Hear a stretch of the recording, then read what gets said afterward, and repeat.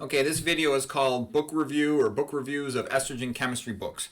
So this is basically for people who want to learn more about estrogen chemistry. How do you do it?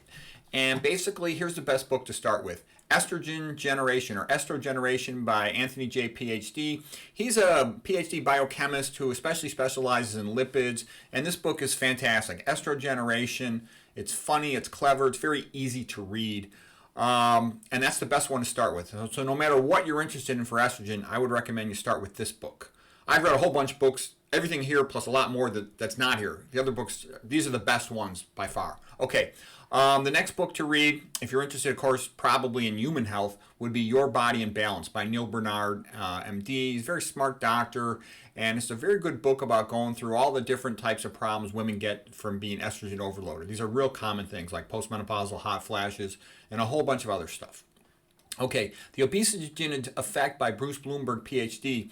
Now this guy, he's the one who coined the term obesogen, and he's devoted his life to research in these chemicals that make people fat.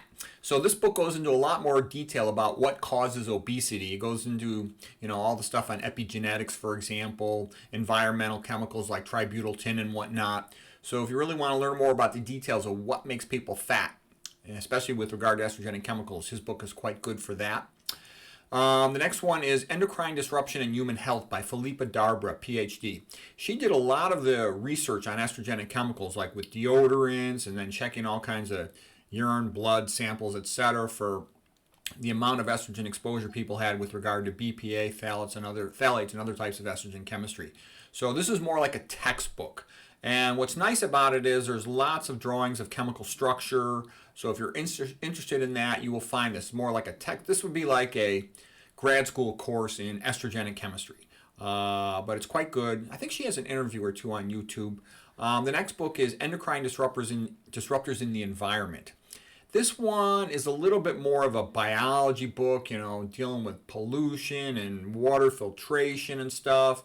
And it's sort of like a environmental engineer's guide to estrogen chemistry and things about that. I like it because it's got also a lot of drawings of the relevant chemistry, and it comes at things from a slightly different approach.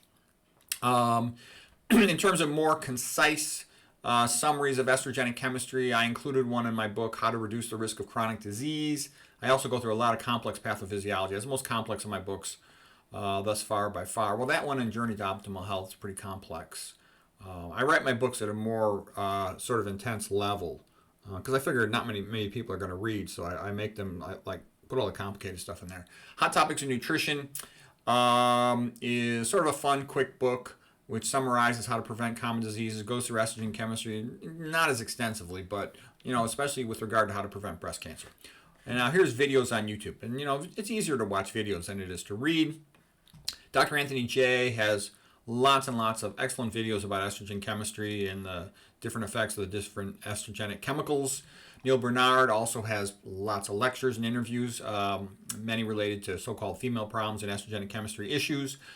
Bruce Bloomberg, PhD, he's got several estrogen and obesogen lectures on the internet. You can learn a lot from that, and he also has some of the friends that he did research with. They also will have different obesogenic chemical interviews on YouTube that you might find interesting. I've made several videos on estrogen chemistry, and one called Female Problems, where I go through a lot of the estrogen and estrogenic chemical related diseases and causes of obesity. So if you're interested in estrogen chemistry, this will give you plenty to do to learn it pretty quickly.